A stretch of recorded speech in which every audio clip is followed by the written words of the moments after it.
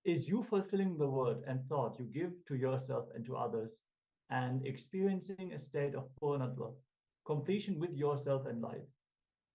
When you treat the word that you have given to yourself and others as your very life, you commit your life to fulfill that word. And if you see, even if I give my life, I will not be able to fulfill the word that I have given, you have to complete it. You have to remove the expectation you have put on others or yourself about that, what you declared, and then align to the new word that you are given. Understand that if you are in integrity, power manifestation will automatically happen when you are integrated. Integrity is not just about the big commitments. It could be something as simple as telling yourself, I'm going to wake up early morning and practice yoga, or telling a friend, hey, let's meet at 5 p.m. No matter what the word that you have given to yourself and others, honor it as per your life. That is real integrity. Why non-integrity? Unfortunately, not honoring words you give to yourself and others becomes a habit. In your very early in life, when you're kids, it's become a habit. Why should I have to listen? That is how it gets started. And you completely forget about the integrity. As we grow up in life, we never taught to respect our words. By the time we are an adult, we have stopped honoring the words we give to ourselves and others. Because your muscle memory, it becomes your pattern. It becomes your thinking trend and the very way of your living. At least from today, at least for the next 11 days, experiment being in integrity. Honor every word you give to yourself and to others. If you're not able to honor any word you give, complete that. For an example, if you give a commitment to finish a project, you took up by a particular date, do everything it takes to see that you finish and submit that project on time. In the worst situation, if you are not able to fulfill your commitment, speak to yourself and ensure you are complete. Yeah, or for the example of the friend, you wanted to meet at 5 p.m. Let's say you get in a traffic jam and the expected time of arrival is 1 hour later now. You have to inform your friend that you're going to be late. Otherwise, they are going to be very disappointed. They might even leave the place where they were waiting, and the whole meeting might not happen. So just completing means removing the expectation that you are not going to be able to fulfill. So when you give your word, you create an expectation in the other person. And as an extension of you, you have to complete with it. So this completion brings self-confidence in you. When you don't bother and go on breaking your words, you will lose self-confidence and self-respect on you. The first step towards life is honoring or completing every commitment you gave to you and to others. No incompletion in your being with the life. So when you are in integrity, you will not accumulate more incompletions, and you will fulfill what you have already taken up. It is a very alleviating process to complete with all the unfulfilled words, because subtly they will be there as an undercurrent. We know that we haven't fulfilled a word that we have given to a friend. Maybe we have borrowed some money and we told we would pay it back at some time, and we haven't paid back the money. So every time we meet that friend, the money, the unfulfilled commitment will be there as an undercurrent in every conversation.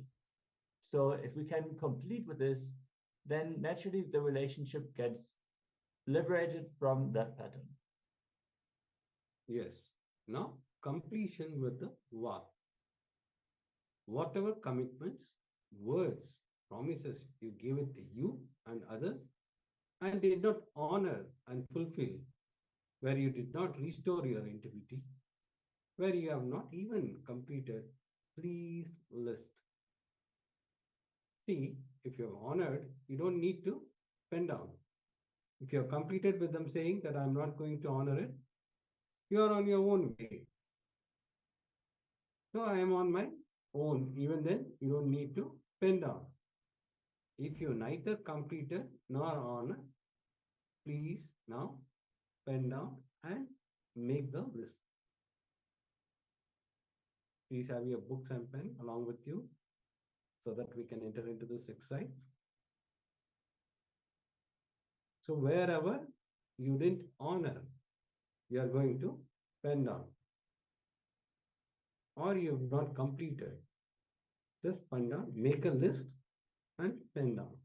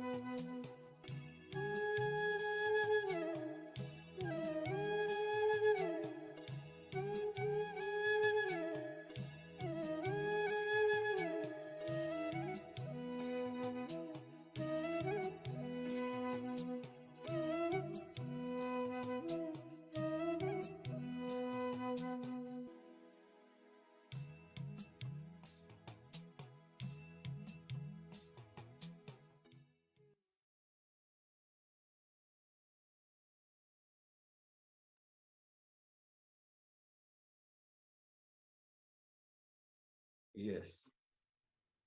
You have completed writing. Now, let's enter into the second step. Now we are going to give a commitment to yourself to be in integrity and complete with your words, promises, and commitments you give it to yourself and others. So either fulfill what you declare or complete with all those words, promises, and commitments.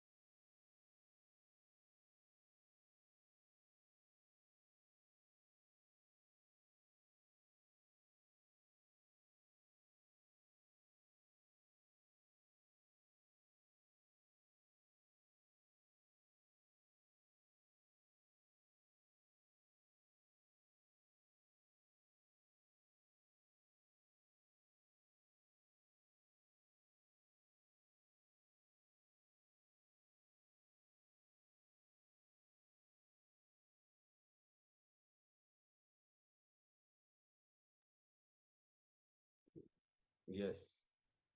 Now, let's enter into the next step.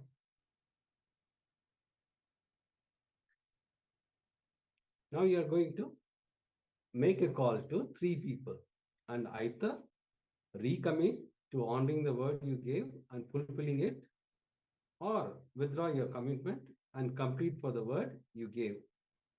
Sometimes people may not remember, but if you remember, you have to complete with them because it is for you.